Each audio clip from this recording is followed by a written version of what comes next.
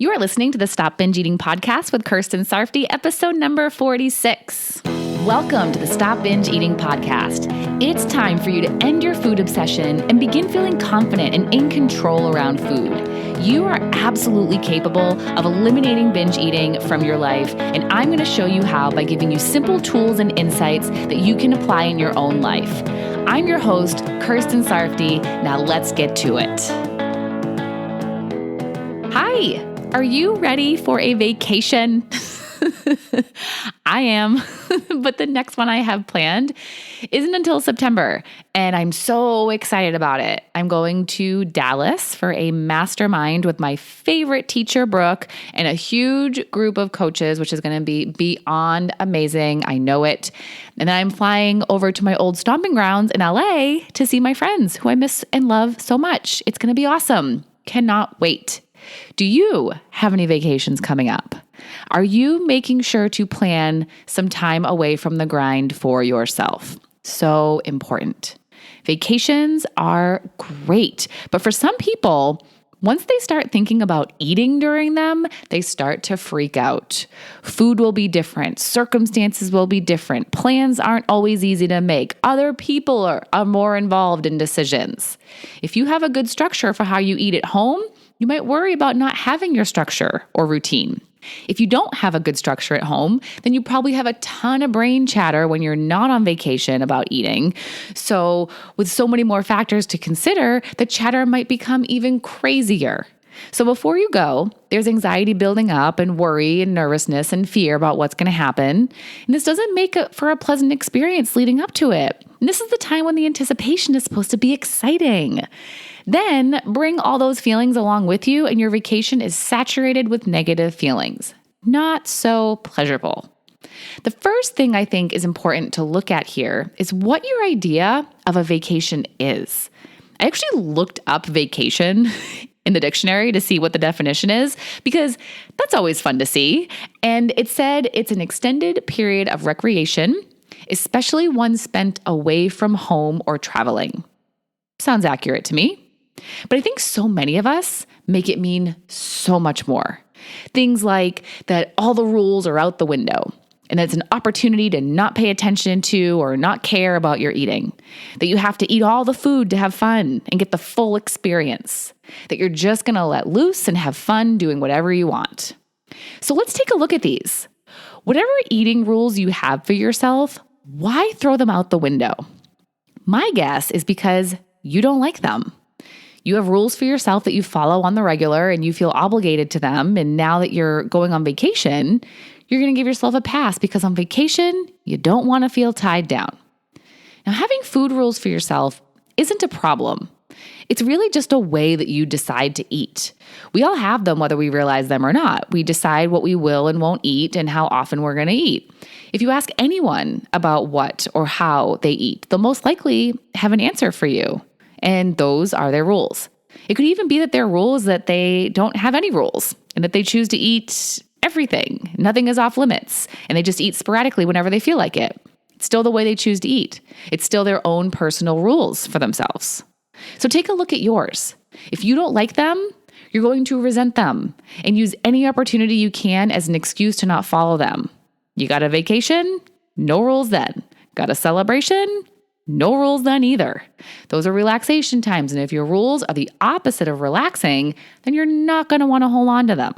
Same thing for not wanting to care about or pay attention to what you're eating. Maybe in your day-to-day life, you're paying too much attention.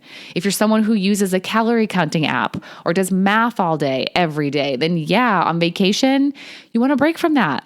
But because you're so tied to those numbers and the calculations, then you have no idea how to eat without them. And it freaks you out to try and eat just based on your hunger and fullness. That was me for such a long time. I didn't want to keep track on vacation, but I was terrified of how much I would eat if I didn't add up my calories. I remember telling my college roommate during that first time I ever lost significant weight that if I didn't keep track of my calories, then I'd overeat. Not a good belief to have. Thank God I no longer believe that one.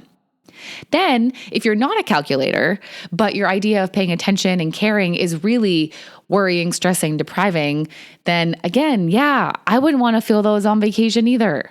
If that's what paying attention and caring means to you, and if that's what you think it takes, then you are for sure going to let it all go.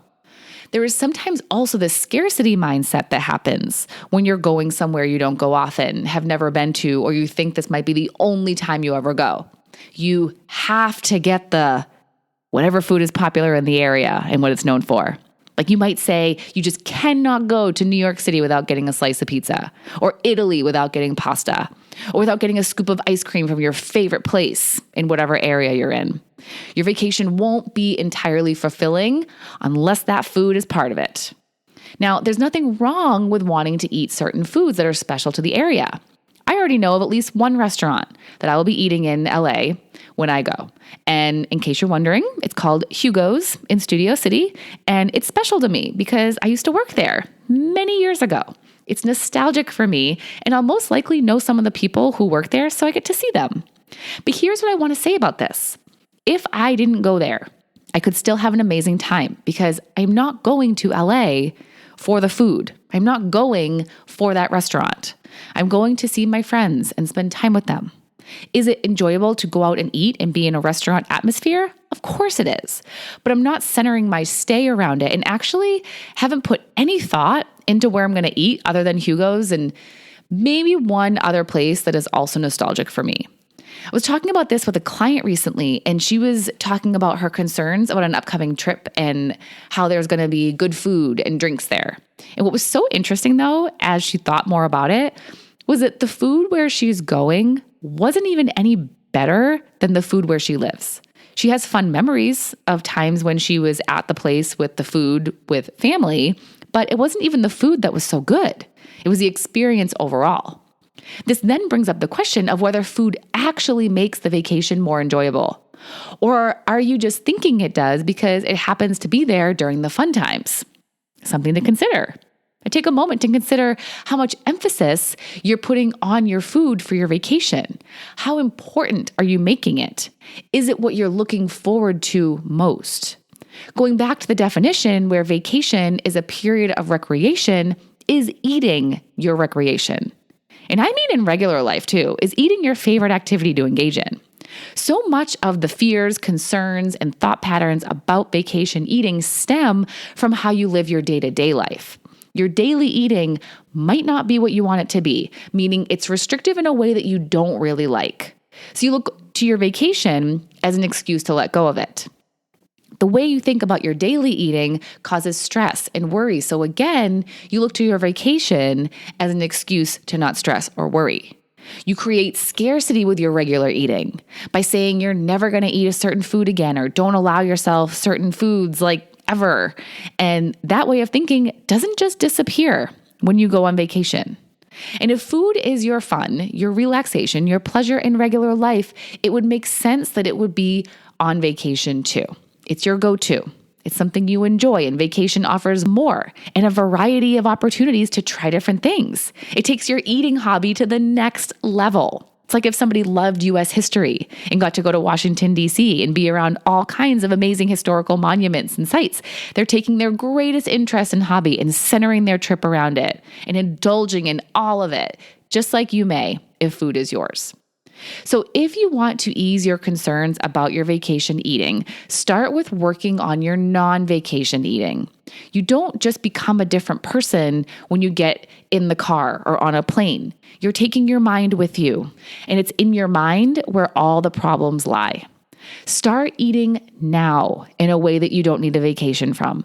Eat in a sustainable way that you like, that falls in line with your goals, meaning that if you genuinely want a healthy diet and don't want to gain weight, experiment with eating structures that allow for that.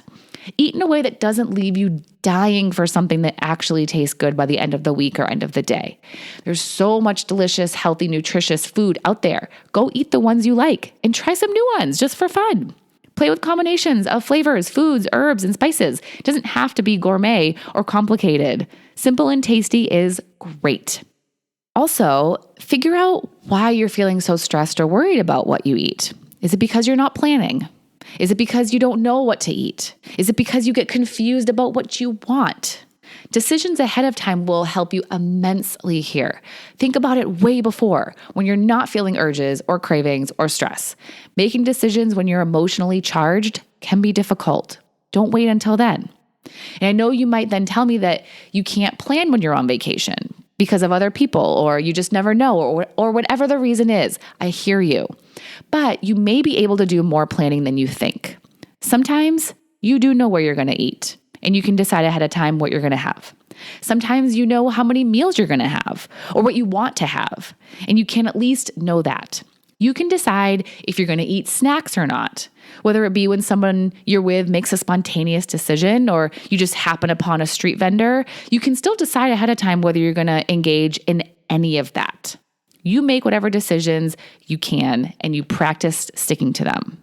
You can also decide which local foods are a must for you. Decide you're going to eat them and be done with it. No freaking out about eating them, no guilt, because then it takes away some of the enjoyment you get when you eat them. And that's the whole point, isn't it? That cronut sure isn't for fueling your body. It is only for pleasure. So you best be enjoying the crap out of it without feeling guilt. You make your decisions and you like them. And going off that, I'd stop and consider what really is a must for your vacation as far as special to the area foods and what isn't a must. If something isn't, then you can decide you're just not going to have it and be done with it. Then there's the other piece where food is your recreation. Girl, you got to expand your life.